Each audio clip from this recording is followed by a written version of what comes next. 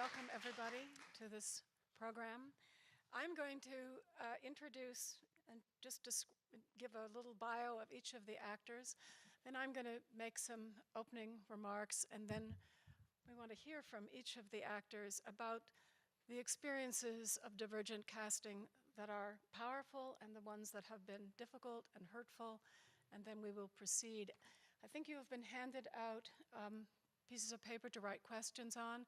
So as this unfolds and a question occurs to you, please write it down, and then we will be collecting them, and we will have a period at the end of the discussion for questions and answers from the audience. Can you hear me? Is this better? Okay. Okay, so our actors. I'm going to go along. Sean Arbuckle, a true triple threat. Sean has been a company member at the Stratford Festival for 15 seasons. He has performed leading roles in The Pirates of Penzance, Twelfth Night, Cabaret, As You Like It, and Timon of Athens, to name just a few. This season, he has been dazzling audiences as the feckless, adorable gambler Nathan Detroit in Guys and Dolls. Okay. Next is E.B. Smith. 2017 marks E.B.'s 7th season with the Stratford Festival. Having completed his training at Ohio University, he has performed on stages on both sides of the border and was a member of the Birmingham Conservatory. E.B. starred as Dr. Martin Luther King in the Grand Theatre's highly acclaimed production of The Mountaintop.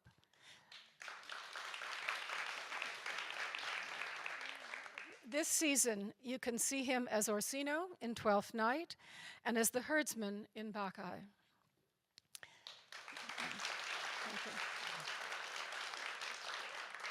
Sitting next to him is Anusree Roy. Anusree is an award-winning playwright, actress, and librettist, another true triple threat. Her plays and performances have garnered her 4 Dora Awards, the K.M. Hunter Award, RBC Emerging Artist Award, and the Carol Bolt Award. She is a Seminovich Protégé Prize winner and a Governor General's finalist.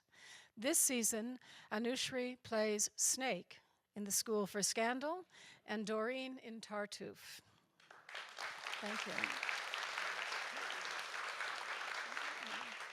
Sitting next to her is Brigit Wilson. Brigit has been a member of the festival company for 12 seasons.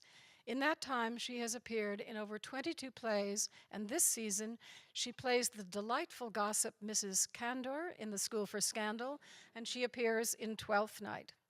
She has graced the stages across the country, including Theatre Calgary, the Siegel Center, the Blythe Festival, and the Grand Theatre, earning a Dora nomination for Come Back to the Five and Dime, Jimmy Dean, Jimmy Dean.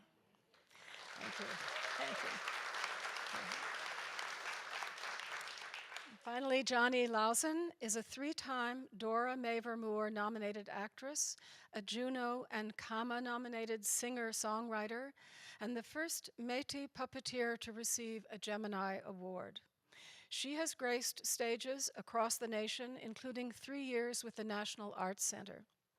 She was co-managing artistic director of Turtle Gas Performance Ensemble. Gals. Okay. I just want to say, we had a lot of gas. It does say gas, not gals. I didn't misread it.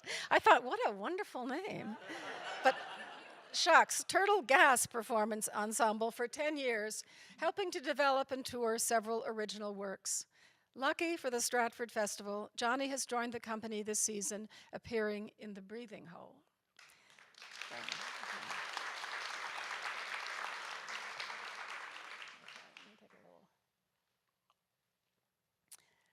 Now, I'm going to speak for a little to launch us. I feel very honored to be able to moderate this discussion and to hear from the actors and from the audience what the experience of divergent or conscious casting is really feeling like. We are being asked to connect to an actor or a role by virtue of the personhood, the personal history, the identity, and the artistic vision of that actor and the directors. I'm speaking today as a psychoanalyst and as a cognitive psychologist, and I'm thinking about the human encounter, whether it's across the footlights or in the street. How do we take in the subjectivity of the other, their humanity, and their difference? And I know that this process is part of a serious effort to change and to challenge casting and hiring, to engage and expand a play's meanings. There are professional and aesthetic goals, which we will be hearing about from the actors. But I want to stress something a little different. I'm speaking more as an audience member and maybe also as a citizen. So I want to start by saying that I consider that the work these actors and their directors and this festival are undertaking are radical, I would actually say revolutionary practices that are adding power to our contemporary struggles to understand prejudice and phobic hatreds, misogyny, racism, homophobia, just to start at the most dramatic. And this is being done by the Flagship Theatre in Canada. One word that's been very prominent in the discussions that we've had preparing for this forum and was in Anthony's introduction is the word conversation. So in the theater, in the media, in this forum, we are in a conversation about identity and about difference. It is not solved. We are starting to talk, and conversation is a very important dimension here. Also, Anthony talked about safe space. I'm a psychoanalyst, and I'm always interested in the question of, is the space safe for talk and conversation? And I think this is an effort to create a safe space in which we can speak to each other. At this moment, globally and in North America, we need these conversations and as many experiences as we can in order to open us to the blind spots in ourselves and in our culture around race and gender and sexuality. These may not be all the goals of these casting practices, but I think that these goals can be deeply necessary byproducts. We are talking about catalysts for social change, as well as change within the profession. When we are an audience watching actors on the stage, but also when we are just people encountering and monitoring each other on the street or in some social contact, we are always judging and processing each other at very high speeds with intense calculations, but unconsciously. In general, we expect our experiences of each other to be orderly and reliable. But way under the radar of awareness, we are processing a great deal. Is this person safe? Is this person exciting? Should this person be exciting to me? Is this person like me? Is this person alien? How different is? These are mostly unconscious thoughts and feelings that we hardly know that we are having. But they have a very powerful impact on our judgments, our categories of what is manageable or good or safe. These judgments can be harsh and lethal. We have only to read the newspapers to know how lethal these judgments about difference and otherness are.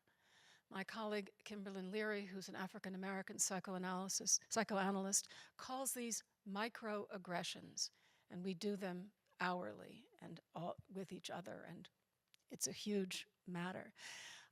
In this regard, I'm going to tell an anecdote about myself, so I'm not just talking about all the rest of you aren't paying attention to your feelings.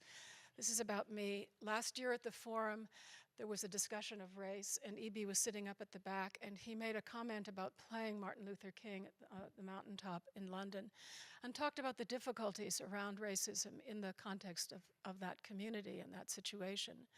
And it was a very moving conversation, and at the end, everybody's walking out, and people are talking to him, and he's wearing a cap, and he pulls off his cap, and I suddenly realize that this is the actor that I had seen the night before in All My Sons, playing the doctor husband in that production. In that immediate nanosecond, I realized that at the moment where I saw him in the forum here, and I understood him to be African-American, African-Canadian, I realized that at the theater the night before, I had coded him as Indian, not Black, not an African-American. not a black man, an Indian man. And that subtle difference is a piece of racism, I would say, because I've just subtly moved him into a category where it's impossible to imagine a doctor in the 1940s would be Indian, and less easy to imagine that he's black. And that's the moment where we can learn something, where something can transform and change, where you have to confront the place where you're blind in your own thinking and feeling. So this is all very difficult, and one of the people who had a good idea about why all of this processing of otherness and difference is so difficult is the sociologist Irving Goffman. In 1963, he wrote a book called Stigma, The Management of Spoiled Identity. And here's what he said. In an important sense, there is only one complete, unblushing male in America, a young, married, white, urban, northern, heterosexual, Protestant, father, college-educated, fully employed, of good complexion, weight, and height, and a recent record in sports. If there is one unblushing Canadian, it's probably Justin Trudeau. But the rest of us occupy positions, subject positions, gender, race, class, culture, that have much more complex and often shaming messages. We need to remember that we all fail at meeting the ideals of the categories that we're supposed to inhabit and aspire to. The ideals of identity are ones we all routinely fail. We're too old, we're too fat, we're the wrong class, we're not rich enough, we're the wrong color, we're the wrong culture. All of this is the kind of context in which I think, not just in 1963, but we still live.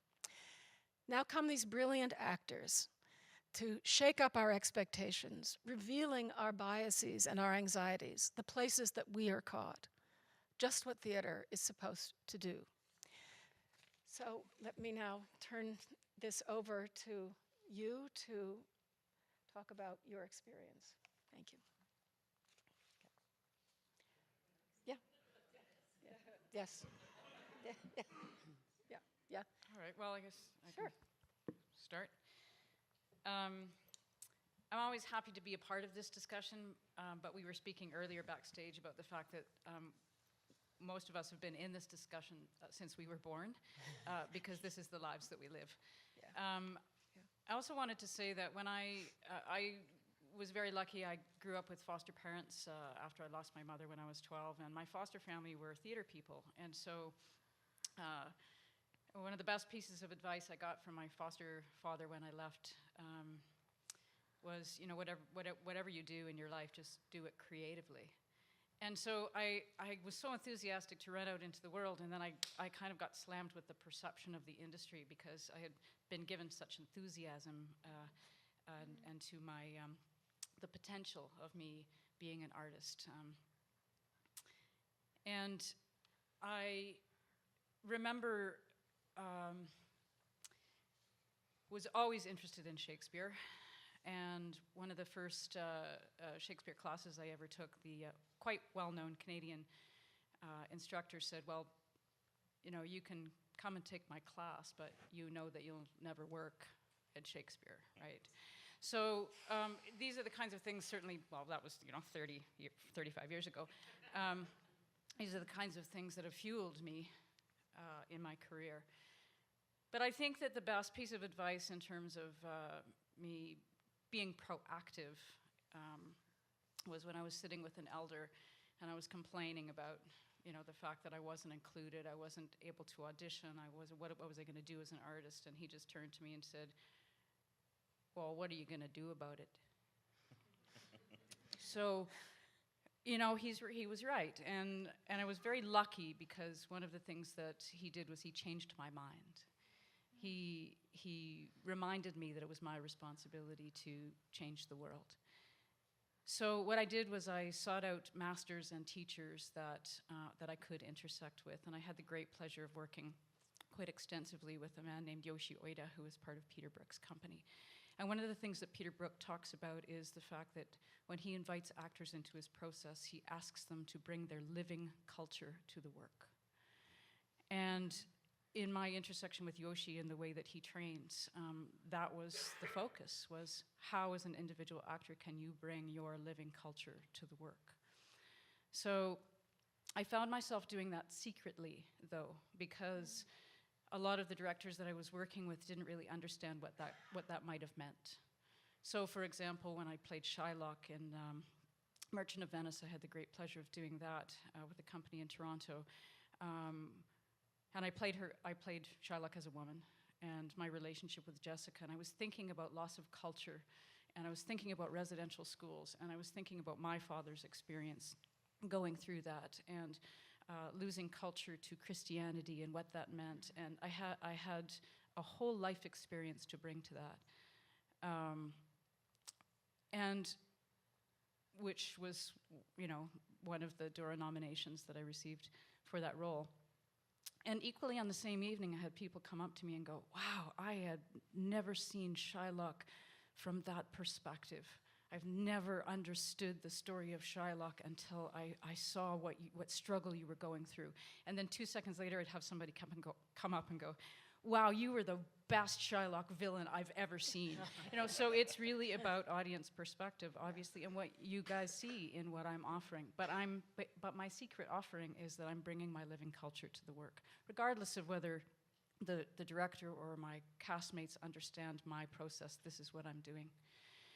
I think the other thing that I'd want to say about this particular subject is that we've been having these discussions for quite some time, actually. I began becoming an advocate for inclusivity, or what I'm now terming intersectionality, which is a new term that I just absolutely love. Because intersectionality and even inclusivity means making space.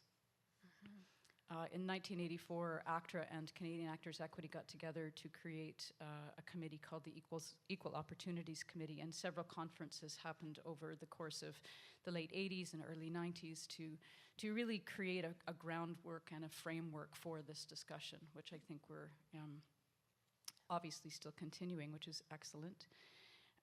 But I'm very, very happy that after 35 years of these kinds of discussions that I'm actually sitting here at the Stratford Festival, and thanks to Anthony's vision and the idea of inclusivity and intersectionality, because it isn't just a mandate. It isn't just, I'm going to hire you because you are a person of color and you tick that mandate quota, which I've also been in, which requires me then to come to the work as from the perspective of a Caucasian actor doing a Caucasian role, as opposed to hiring me for who I am. That's that space that needs to happen, and that's what the breath, and that's what I feel that's happening now, which is really, really, really exciting.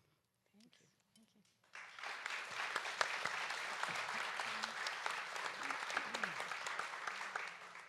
We're going along the line. Yeah, I guess sure. I can.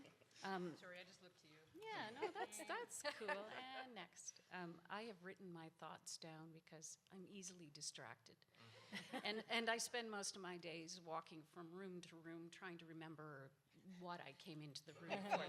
So I'm sorry. I apologize. You'll see a lot of the top of my head. It's not my best feature, but here goes. I come to this panel of uber-talented artists with a few decades of professional experience and next to no experience living with the implications of divergent casting. I'm the old female who's come late to the party.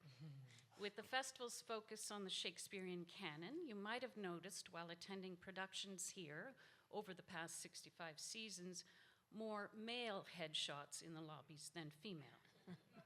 Shakespeare wrote for his company, a company of men. There are very few female roles in the canon and even fewer senior female roles. So what's this old gal to do? Wait my turn to play Gertrude in Hamlet? Or wait for a time when theater companies changed the genders of some of Shakespeare's characters? That time has come. It was just last season here at the festival when I was asked to audition for the Duchess Senior in our production of As You Like It. Traditionally, Rosalind has a father, the Duke Senior, who's banished to the Forest of Arden. I couldn't have anticipated the request that came from casting here at the festival because I never expected a gender change for the Duke. I take full responsibility for my own closed-mindedness. And yep, it's weird, but I was never asked what I thought of this idea. But honestly, I'm thrilled to even be asked into the room. And when I was given the role, I had to begin to figure out how to say the words Duchess Senior would say in Newfoundland, in a forest, in 1985, in mixed company. Some of the foresters were females, as was Jaques for the first time in festival history. This was the divine Shauna McKenna.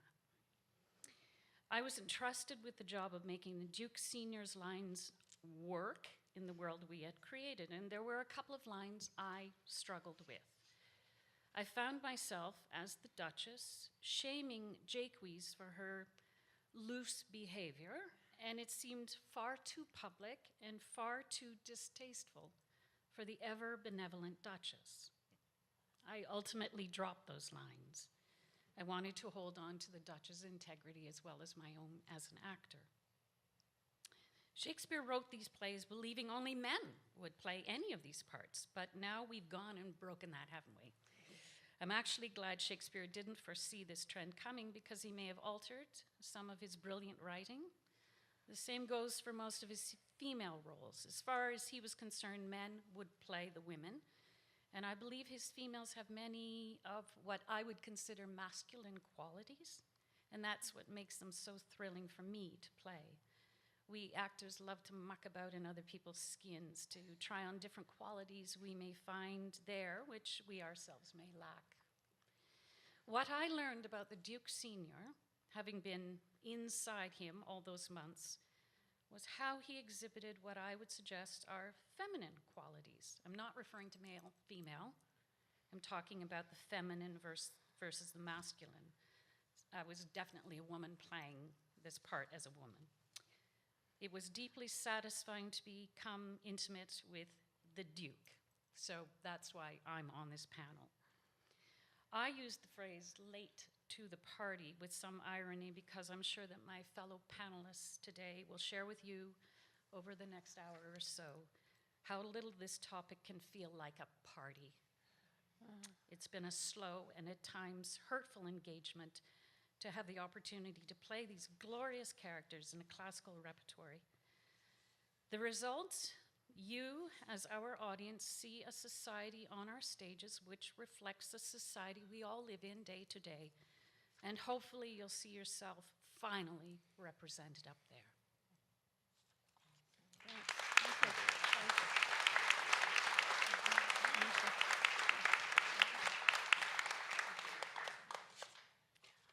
Hello.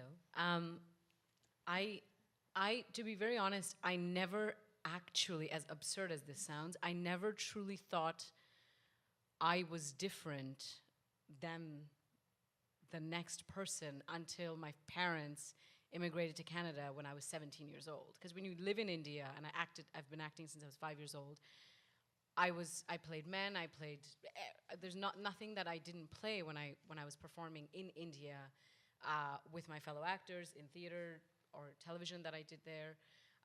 It was never a problem until I came here and I realized, oh wait, I am not the same because I wasn't the same. I didn't get into acting in theater school, and somebody backhanded said, well, they know you're not going to play leads though, right? So they don't want to waste a spot. So, you know, out of the 12 people, they have to make sure they get the people that are playing leads. Which stuck with me, you know, for a long, long time. And I thought, that's quite interesting, because if that's the perception that I give out, that I'm not capable as a result of ethnicity or what I bring to the table, where does my own accountability lie? You know, so for the first time when I was cast as Beatrice at Tarragon, I remember thinking, why am I being cast as the lead in this show? And Richard Rose was directing that play, and it was the first time where accountability, representation, all those conversations started to happen. And as I go through my life, one thing I have realized, very similar to what Jani said, is you yourself are accountable for your own outcome, you know? So I realized that I could be complaining about parts that I was missing out on as a result of my color, or I could demand for things that I felt needed to happen. But the only other side of that is it comes with a lot of consequences. So if you start demanding for things that you feel should happen, it's very weighted on the other end. And one of my clear example was this year's contract, which this is my second season here, and I absolutely love working here. It's such a happy, healthy space. But when the contract came up end of last season, I got a call from Chris Abraham, who is the director of Tartuffe, and he said, you know, I really, really want you to play Doreen. I just really see you in this part. Will you consider it? And which actor in their right mind would turn away Doreen? Like, nobody, you know? Like, and I'm in that skin of the character. She's my twin soul, I feel. You know, it's not hard to put on those shoes. But I remember getting off the phone and saying, I really want to do it. Like, I can't believe I just got off the phone without saying, yes, absolutely, and thank you for asking me. I can't believe I did this. But I remember thinking, if I don't take this moment to stand up for what I believe in, I'm going to regret being in that room if it's not the right room. And here's all the discussion that comes. And what was the right room for me was, Doreen's a maid, as everybody knows, and it's a phenomenal role. It's she's so funny and vivacious, and she's right all the time, and all of those things, but no, joking. I'm joking. But she is a maid, right? And so what does that mean? It's a 7-month contract at a festival where I'm actually genuinely enjoying being here, you know?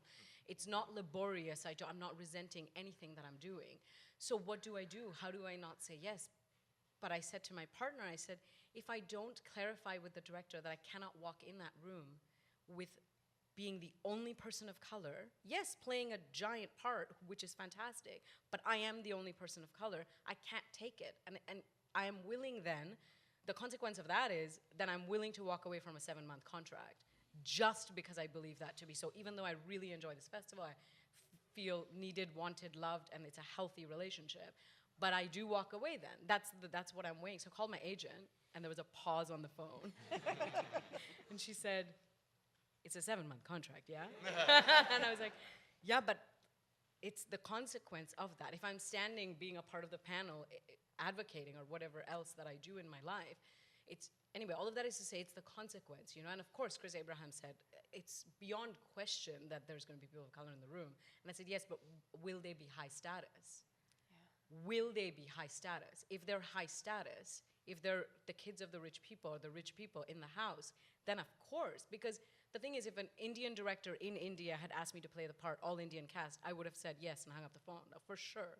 So then why am I making such a thing about it, you know? Yeah. But anyway, a month and a half went by and we went back and forth, but I realized that unless you have these discussions, it becomes tricky because you're aware of you being perceived as the difficult actor, which is a role that I am very aware that I'm often perceived as. Oh, Anusree negotiating her contract again. But the thing is, you have to suffer the consequences of being in that room, you know? Yeah. So I called up the casting agent just so I could ensure that it's just as a result of the consequences of not wanting to be represented in a certain way, you know? Because I had heard, I've not seen the production, of a company in Toronto who had done a couple of years ago Tartuffe with all Caucasian actors, and the maid was black. And I was saying to Jani backstage, I remember in my, this is where we make mistakes, in my elevated sense, I said, well, which actor would ever do that? Why would they ever take that part? And the fellow person I was saying it to said, I'm sorry, they need to pay rent. And they're a person of color being cast in a show in a really great part. How dare you say that? And I thought, right. So we're all bringing our things, you know? Like, we're all bringing our things. But I remember Chris saying, it's without a question, the casting director here, who's absolutely wonderful, said, without a question, there's going to be people of color. I said, as long as they're in high status and you can guarantee me that, of course I want to take this part. I don't want to walk away from it. But I also don't want to walk in a room where it's uncomfortable, you know? All of this is to say, I think I really do wish sometimes, that I didn't have to think of all these things, that it just is a yes, absolutely, goodbye, you know. But the dialogue is changing. It is laborious, but it is changing. It's the perception that I'm still working against, where I don't want to be seen as a difficult person to negotiate with, but you bring what you bring to the table. That's my story.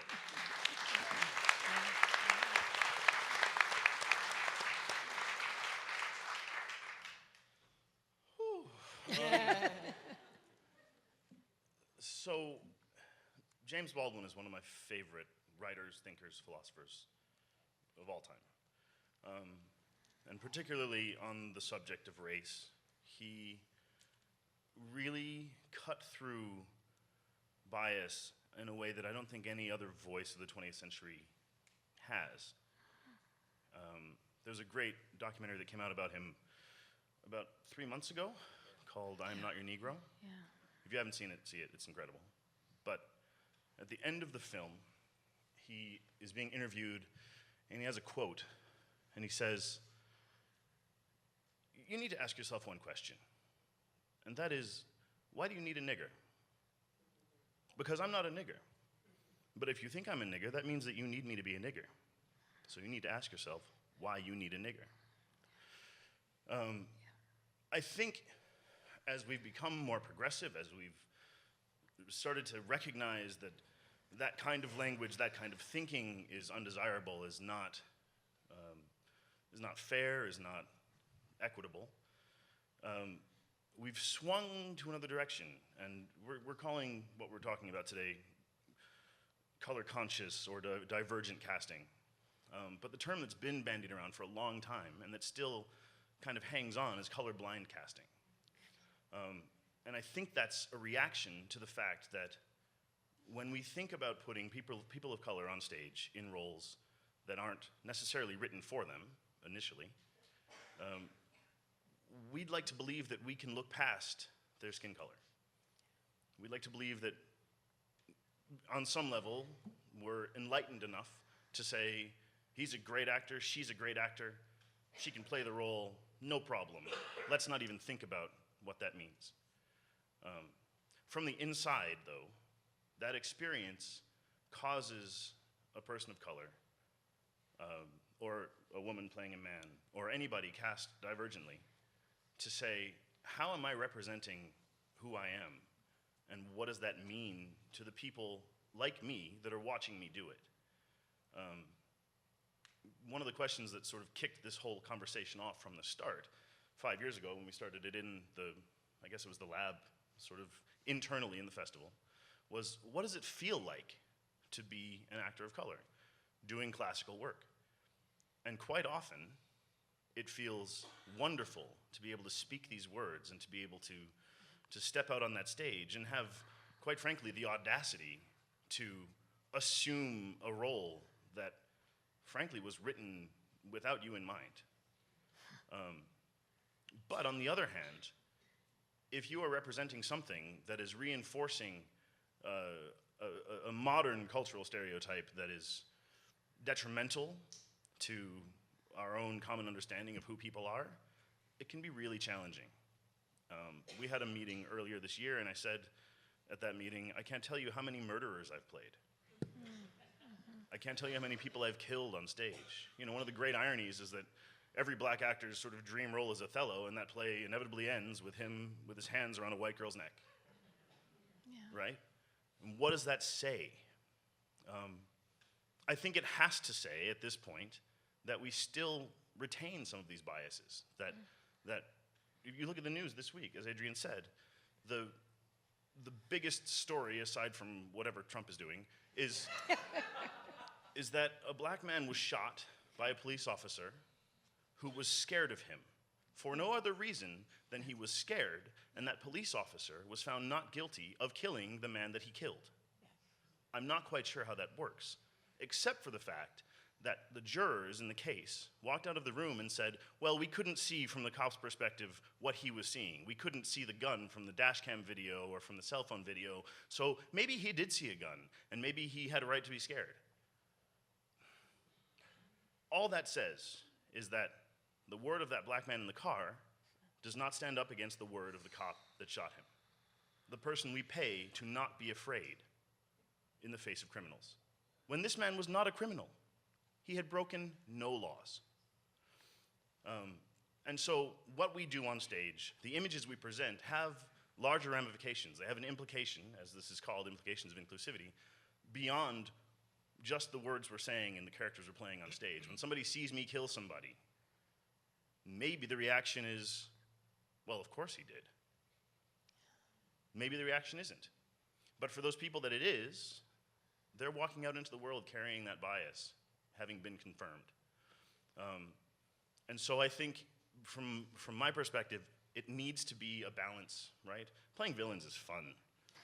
Playing evil guys is fun. I love it. You know, there's something that I think we all relate to primally in connecting to something that's taboo or something that's kind of evil and sinister. At the same time, I don't want that to be the only image I put out in the world. I'm so excited about the last 2 years in particular because last year I got to play a doctor and a loving husband who was a very complicated and textured individual. This year I'm playing a duke who is the highest status on that stage. And so it feels like a balance. And I think that's really important to maintain.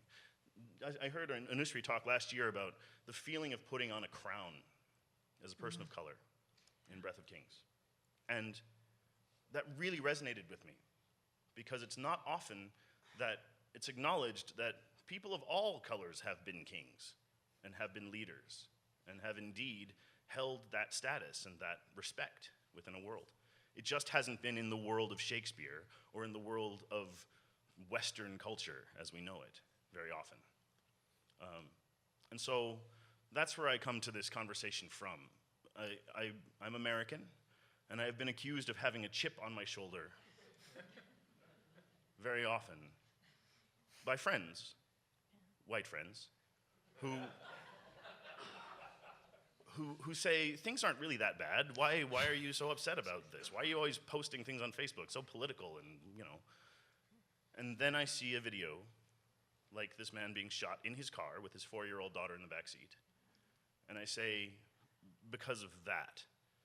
Because this implicit bias, this fear that is bred in us, as entertainers, we have responsibility to counteract that. Otherwise, it becomes lethal. And were I in that man's position, I would have acted exactly the way he did. I would have said, sir, I am licensed to carry a gun, I have to tell you. And that cop would have said, ah, and then shot me. Yeah. Because that's the only outcome that was possible in that situation because of that officer's fear.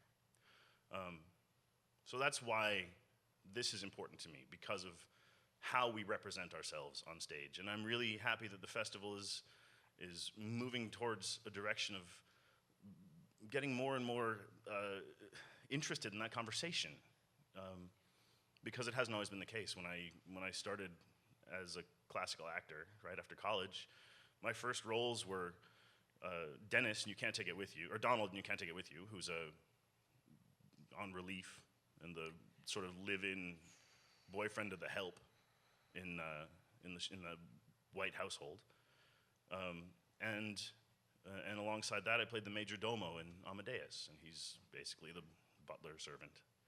And I was the only person of color on that stage. So we've come a long way, in sort of industrially as a theater community, but we've got a long way to go. So. Thanks.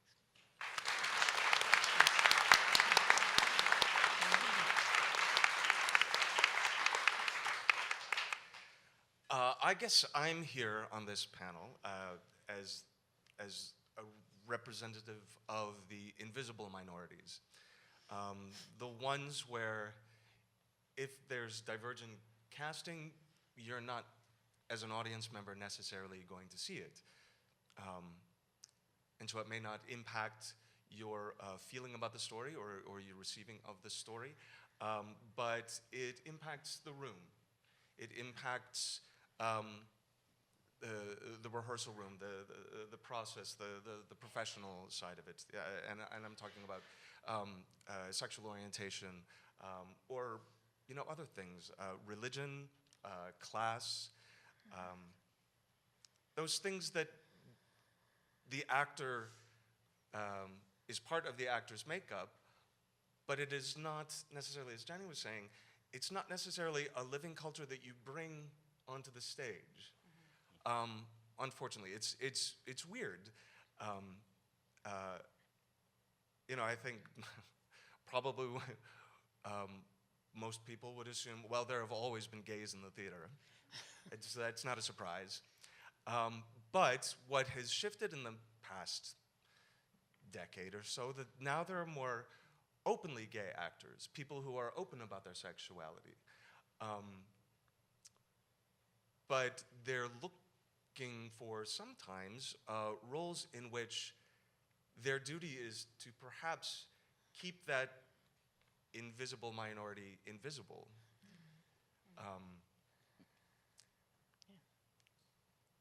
I would assume a lot of gay actors, when they are in drama school, part of their training has been to disguise themselves, to change how they talk, to change how they walk, how they carry themselves, how they express themselves with their hands, in order to get jobs. And that's assumed to be what you need to do in order to work. You can't be who you are if the role is not the same sexuality as you are. You know, and in the past few years, when we become, thankfully, you know, audiences are more receptive of divergent casting, seeing people of different colors and different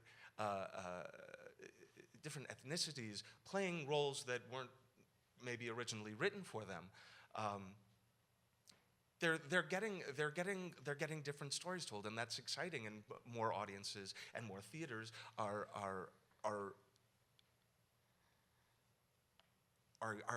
excited about telling those stories and being inclusive.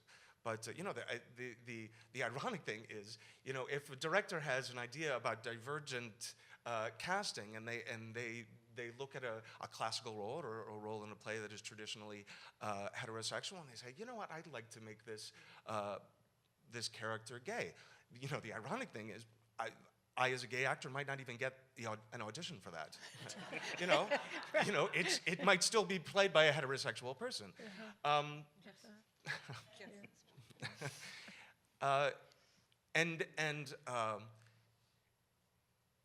So mostly I have questions now. It's not something that I can point to and say, I didn't get a role, or I didn't get an audition because of what a director thinks of me or assumes about me. You know, so the weird thing for me is I just wonder a lot, you know. And I hope that, you know, we're getting to, you know, I think that a few years ago there was I think it was a Newsweek article from a gay journalist who was looking at an openly gay actor in a heterosexual role, and the journalist was saying, you know, I don't buy him in that role. And, you know, it's because I'm sure he knew who the actor was, and I think that goes through a lot of theater creators' minds. If an audience knows an actor to be a certain thing, will they buy them in another role? I don't know, but when you have a few $1 million riding on your production, you maybe don't want to take that chance. And so I just leave with questions, but I'm appreciative of the discussion. Thank you. Great. Thank you.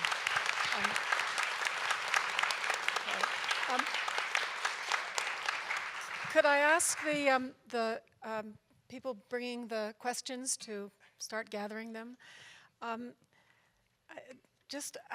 very struck listening to everybody, this kind of contradiction between the potential space that is opening and the amount of pain that is in just the living experience of working actors and directors and playwrights. And there's a very deep contradiction in what you're saying that's very powerful to sort of notice.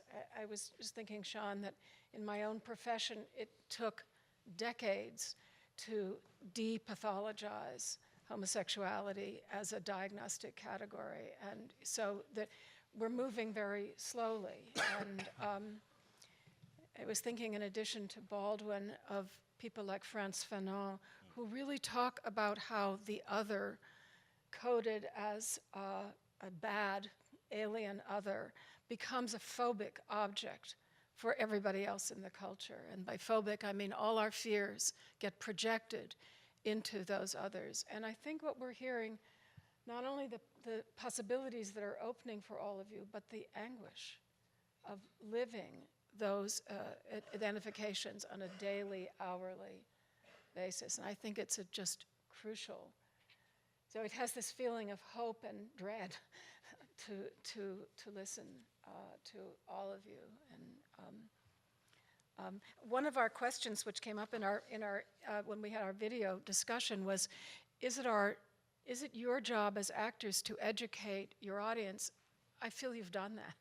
I feel you've done that this morning in what you've said. That is just really an extraordinary opening for us all to think about what happens to us when we come to the theater. What are we projecting into the actors, the characters? What can we be open to? So I'm just struck by the incredible, when you said about space opens, and that term intersectional, which opens, but just the ordeal of having to live day by day in a place where you're really inaugurating social change. This is just incredibly taxing. I think being part of a divergent vision is recognizing that inevitably you're part of a political action as soon as you walk on stage. Yeah. And I say political with a small p. Yeah. But it's really provocative when someone encounters a bias, as you did with All My Sons, and then has to face the reality that, oh my God, I've done something racist, or thought something racist, or thought something sexist, or homophobic. Yeah. There's a sort of structural change that happens in someone. And within that intersectionality, when that space is made, I think the challenge we face societally is that we all have to encounter those biases and then walk into that space. Yeah. Because it's only an invitation from us, right? Yeah. The education can't happen by force. We can only provide the space and then allow someone to come the rest of the way. Yeah. Any other comments? It's this country was discovered and created, and Canada and the celebration of Canada 150 is very complex for me. Because the country was created and discovered on the assumption of superiority. And so this intersection that I feel daily is that I constantly butt up against that assumption of superiority. I am considered less than, I always have been, my ancestors are considered less than, and those were the founding principles of this country. And that goes back to the doctrine of discovery, of course, which was a piece of paper that a bunch of people said, yeah, okay, let's go out and discover the world, and whatever place we land on, if we think that the people who are living there are inferior to us, then we have the right to take that land. That's the history of Canada. That's what we're celebrating right now. We are celebrating colonialism. I say that only because I don't know where that assumption of superiority came from, because there's often an argument about the fact that we weren't there. I've heard that a lot from productions in the past at the Shaw. Why are we not doing divergent casting in Shaw's productions, and it's like, well, because you guys weren't there. Well, actually, so I had the pleasure of working with Peter Hinton. We did A Christmas Carol, and he's such a great guy because he's like, we have to do research. And so he hired an historian from the University of Ottawa who brought in a bunch of daguerreotypes, and we were all there. I mean, and that was the practice anyway. Like Indigenous people were brought over as slaves, and well, we were all slaves at one point. But like Pocahontas was there in her corset, you know, like she was there. We were there. We were in those parlors, and those daguerreotypes proved that. You know, there was people of color from all over the world in those parlors, and so we were there. And then so this is where I question, like, who came up with that idea that we weren't there, and who came up with that idea that that assumption of superiority had that kind of privilege? Because to me, making space is letting go of that assumption of superiority. That's what making space for me really means. Because making space for me means that ideas have to move over so that I can also come into the conversation, so that this happens, not or this happens. I like that better, actually. This happens. Because that, I think, actually ups the value of the art. I think it makes the art more interesting and rich and deep. And to me, that's the exciting thing about having Anusree play Doreen, is that the art, and from what I hear, they are having so much fun in the rehearsal hall. I'm so jealous. I want to be there.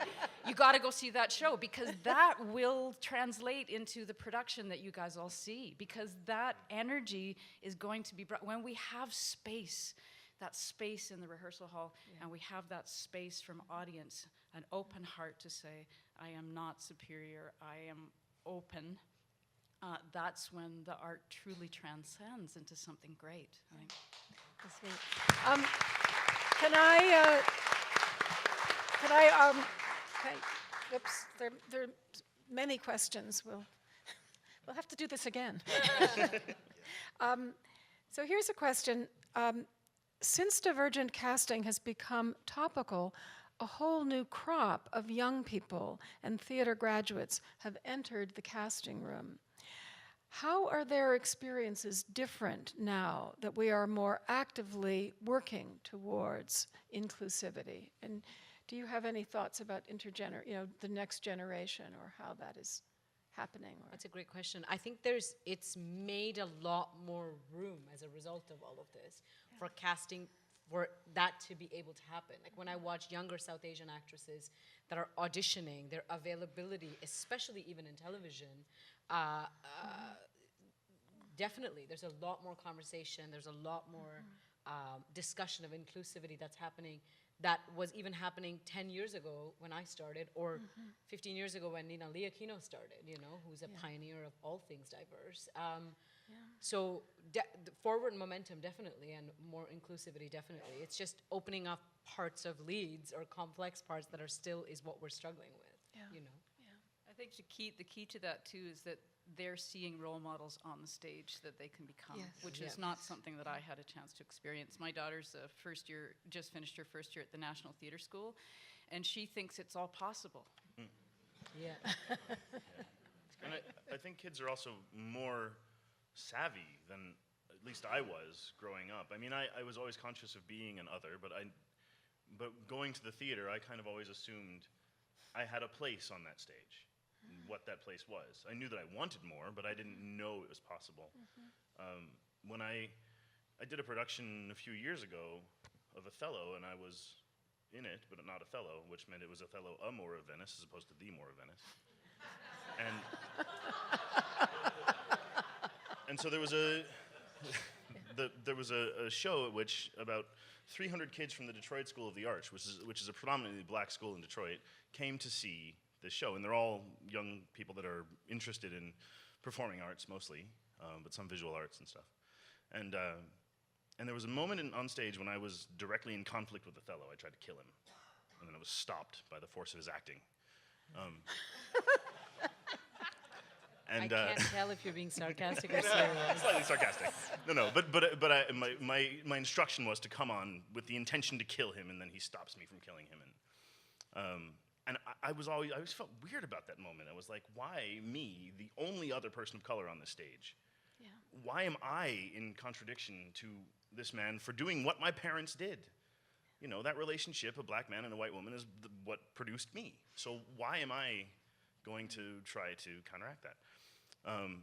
And the response I got from my director was, "It's not the story we're telling, don't worry about it." I said, okay.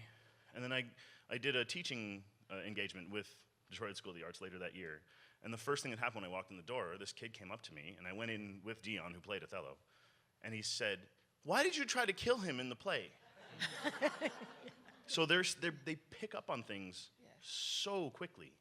And things, and I think that's something that as we've sort of progressed in this conversation, we've allowed them to have that critical eye in a way that I know I wouldn't have when I was a kid. I wouldn't have felt comfortable speaking up at the age of 12, 13 about that. I'm really struck by how the concept of space is dominating a lot of what people are talking about. What happens when space opens? What can happen that is sort of unpredictable and extraordinary? It's sort of we're talking about conversation and talk, but I think what you've talked about is space over and over again, and it's really, I think, an important, how do we create safe space, more space, imaginary space? So here's another question that we were talking about this off stage. How far should casting go when going directly against type, whatever, race, etc., when type seems essential to the play, or is that sentence now obsolete, or are we hoping that sentence is about to disappear? Casting there's an essential type to any part, but what do we think about that? Is there any place where type matters? Type of character matters. Do you know what I mean? Yeah. Like someone's, you're either a Hamlet or you're either the Scottish King. Yeah. Do you know what I mean? I really have never met an actor who represents in their soul both of those things. Like you're either in your soul a Hamlet or you're either in your soul a Scottish.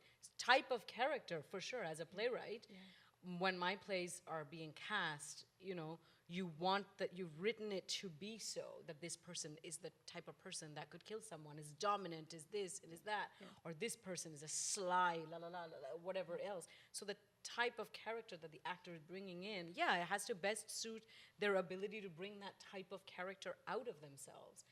But type is very different from color and race and orientation, ethnicity, So Ibi and was weight talking, and stuff. sorry, Ibi was talking in the back about the recent thing that happened around Albie's production of Who's Afraid of Virginia Woolf. So I think that's what this question is sort of, is that what to think about that and what to think about the whole question of who should play Martin Luther King? Well, ultimately, something like that, I think, is in fact up to the playwright. Albie intended that story to be about white academics living in a very sheltered environment who have to kind of invent their own trauma in order to validate their lives, right? So I think he was making a very specific point about those specific people. And so if he wants those to be all white people in performance, that's his call.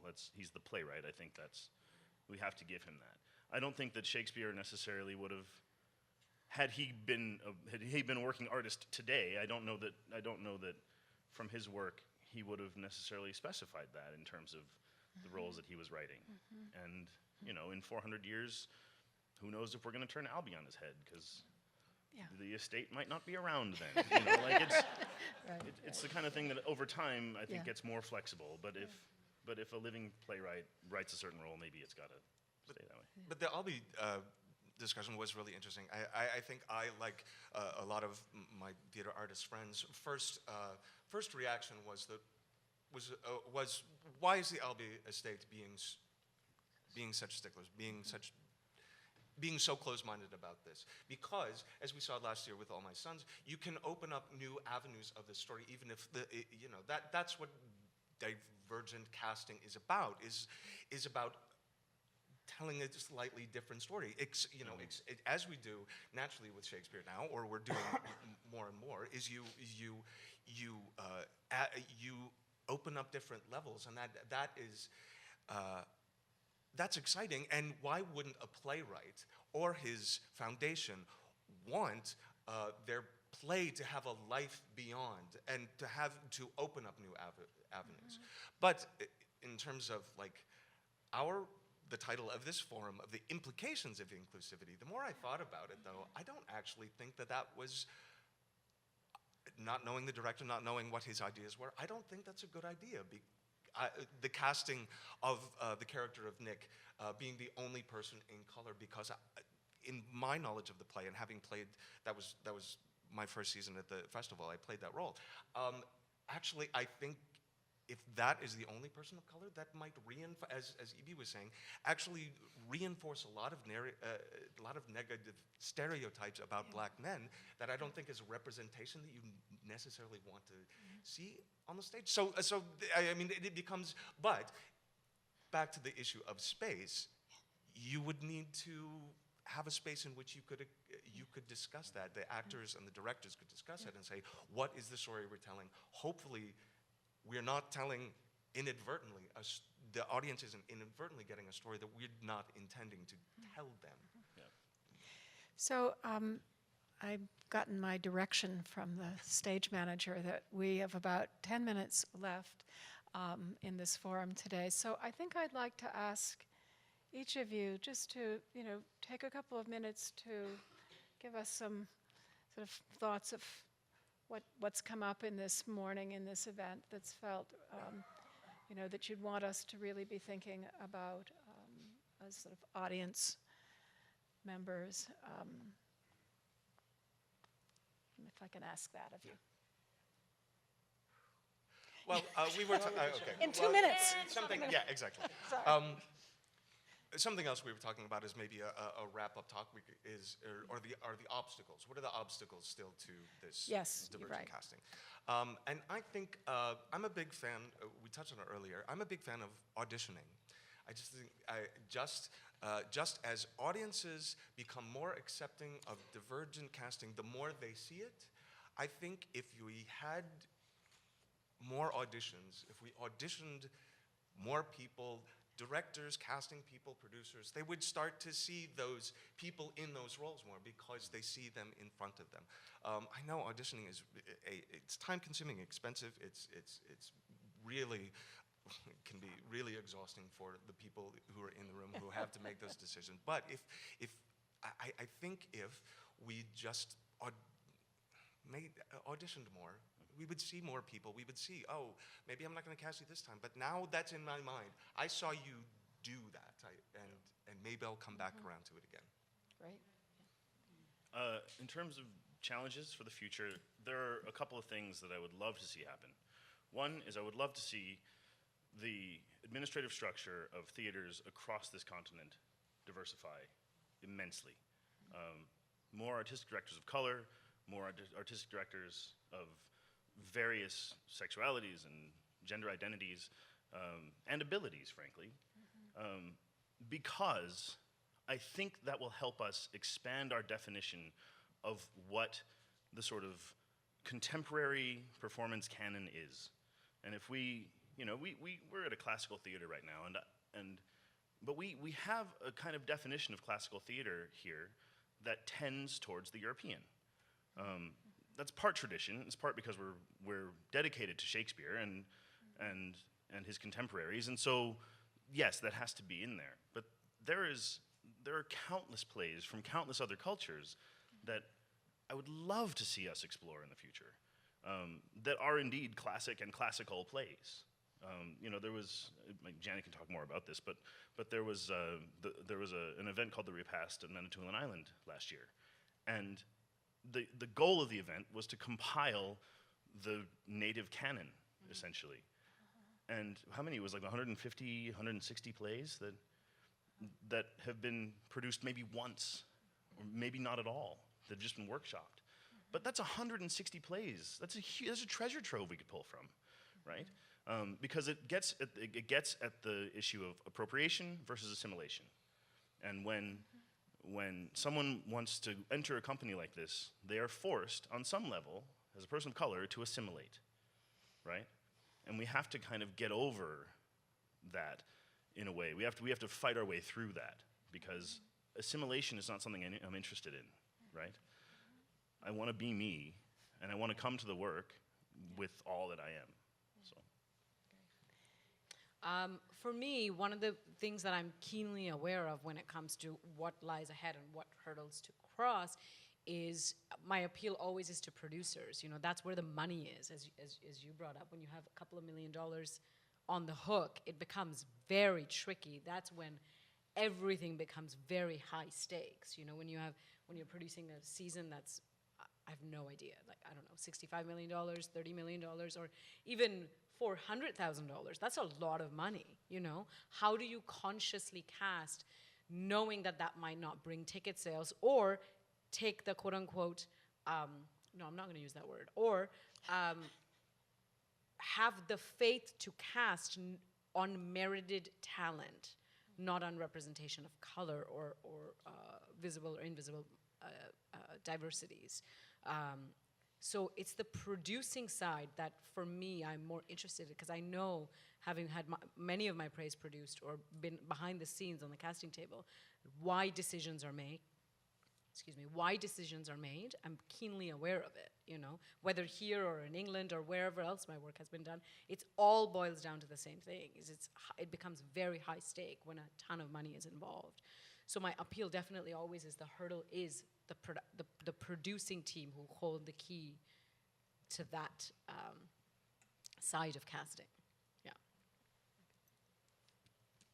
I'll just pick up on that. I would say that money talks, and that means you're buying tickets, and I would say to support the companies that are strongly behind divergent casting, and to come and join us on that journey. I was going to say the same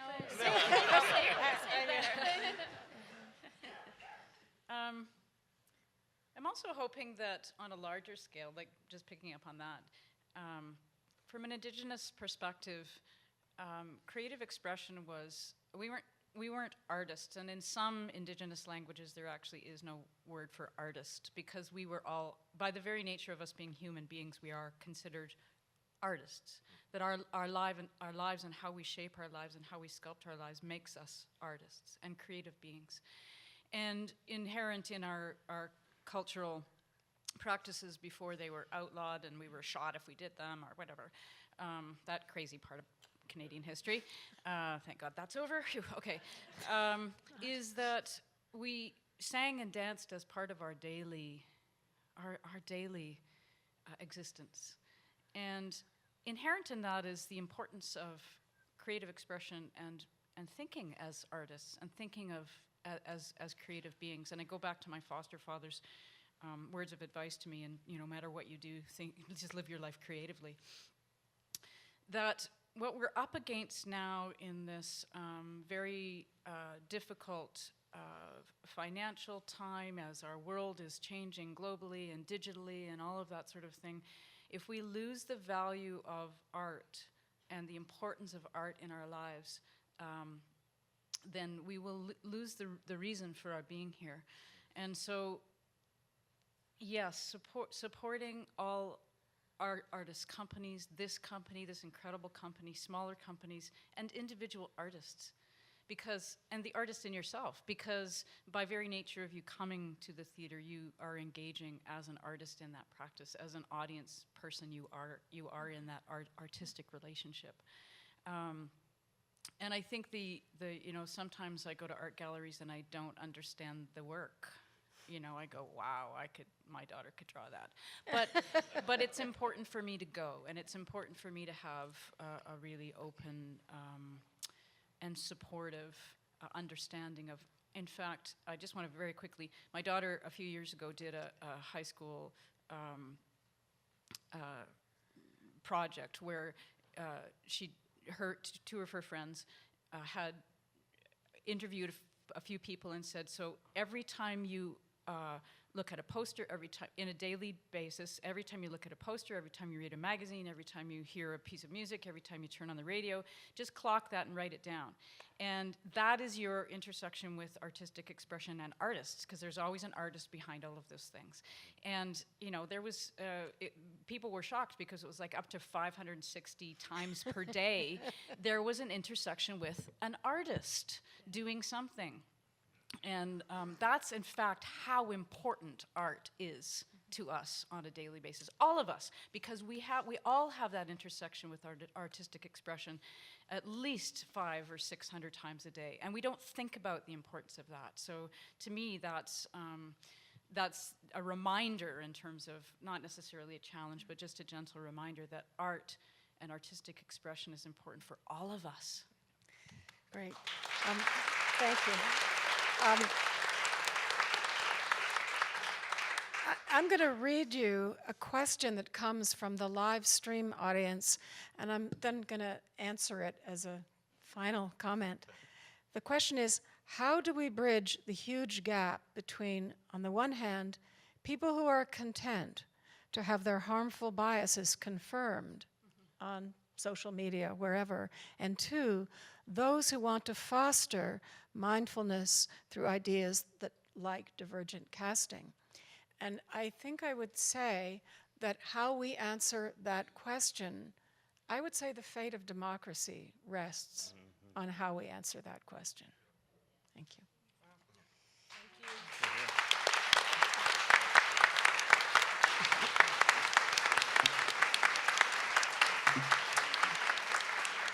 Adrienne, thank you for that very, very powerful wrap-up. And to each one of you, thank you so much for sharing yourselves with us today. Thank you.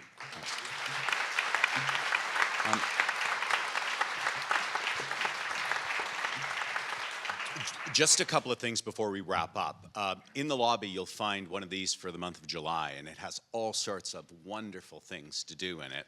And I just want to say, if for some reason this afternoon, some inexplicable reason, you are not seeing a play,